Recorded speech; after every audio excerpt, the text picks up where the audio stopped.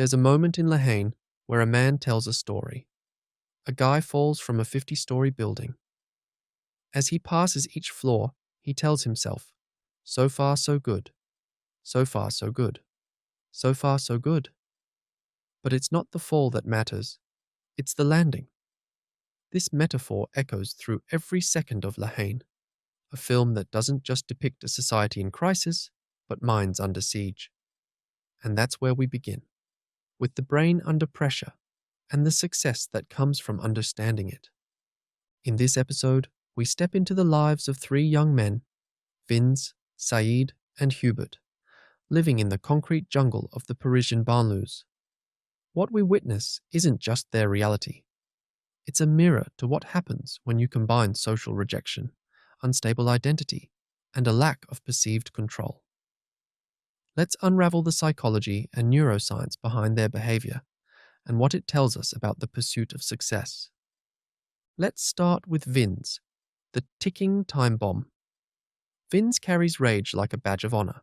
He idolizes power, wants to earn respect, and believes that violence is the only language the world understands. His brain reflects a common but misunderstood survival mechanism. When a person feels chronically powerless or humiliated, the brain's amygdala, the center for fear and threat detection, becomes hyperactive. In Vince's case, it overrides his prefrontal cortex, the part responsible for rational decision-making. It's why he fantasizes about killing a cop. It's not just anger. It's a neurological loop of threatened status and the desperate need to reclaim control.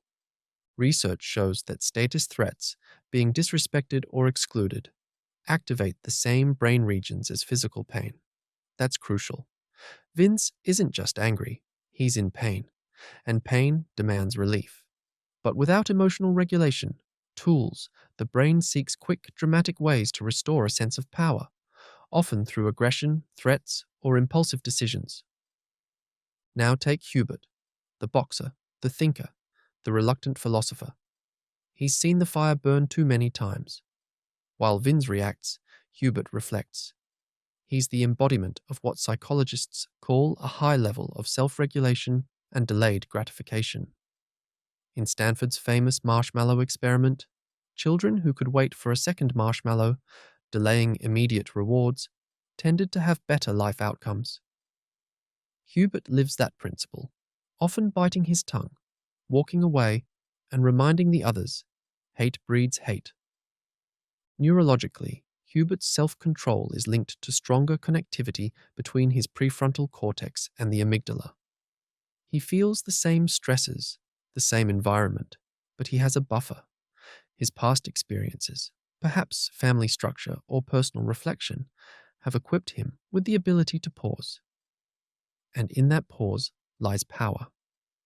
Then there's Saïd, the joker, the mediator, always playing both sides. His survival tool is social fluidity.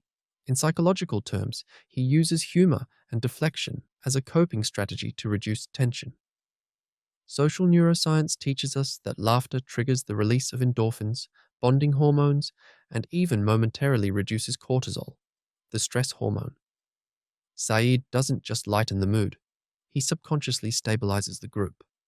Together, these three represent different neurological responses to the same socio-political stress: fight, Vinz, flow, Saïd, and freeze, or reflect, Hubert. None are better than the other, but only one, Hubert, seems to understand the trajectory they're on. He knows that anger without a plan is self-destruction. So, what does this mean for you, for anyone chasing success? First, understand your wiring. If you often feel triggered, aggressive, or like you need to prove something, pause. Ask yourself, is this my brain's amygdala reacting, or my rational self deciding? Mastery begins with metacognition, thinking about how you think. Second, build the pause. Every reaction you delay strengthens your prefrontal cortex. Meditation, journaling, breathwork, these aren't soft practices. They're mental strength training. Just like Hubert's boxing, they help you endure chaos without becoming it. Third, find your release valve. Vinz lacked one. You need one. Whether it's writing, training, music, prayer, give your emotions somewhere to go, or they'll turn inward or explode outward. As psychologist Dan Siegel says, name it to tame it. Labeling emotions reduces their grip on your behavior. Finally, remember, the fall isn't what kills you, it's the landing. So many people feel like they're falling, economically, emotionally, socially, but survival isn't about pretending everything's fine on the way down. It's about changing your trajectory before you crash. At the end of Haine, we're left in silence. A gunshot, fade to black. The fall ends. But our reflection doesn't. The greatest success isn't rising above others. It's mastering yourself when the world gives you every reason not to. So if you feel rage, learn from Vinz. If you laugh through chaos, learn from Saïd. And if you want to lead, not just survive, learn from Hubert. Because success isn't avoiding the fire. It's becoming the kind of person who can walk through it and not burn.